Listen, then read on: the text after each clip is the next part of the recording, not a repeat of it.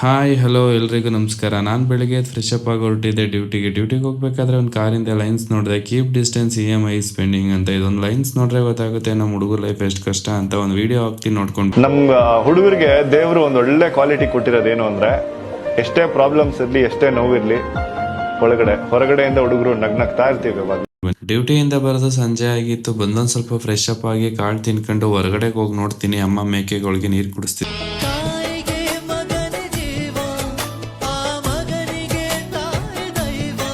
Next ನಾನು ಹೋಗಿದ್ದೆ ಜಿಮ್ಗೆ. ಇವತ್ತು ಬಂದು ಲೆಗ್ಗು ಮತ್ತೆ ಶೋಲ್ಡ್ರು. ಹೋಗ್ತಿದ್ದಂಗೆ ಇವನು ಏನಕ್ಕೆ ಹಿಂಗೆ ನೆಗಿತಾವನೆ ಅಂತ ನಂಗೆ ನಿಜ ಅರ್ಥ ಆಗಲಿಲ್ಲ.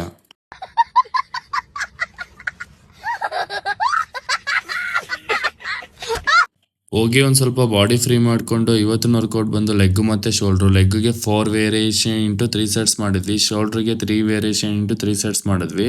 ಇವರು ನನ್ನ ಫ್ರೆಂಡ್ ಪ್ರಮೋದ್ ರಾಜ್ ಅಂತ, ನನ್ನ ಜಿಮ್ ಪಾರ್ಟ್ನರು. ಇವತ್ತಿನ ಡೇ ಕಂಪ್ಲೀಟ್ ಆಯಿತು. Bye guys.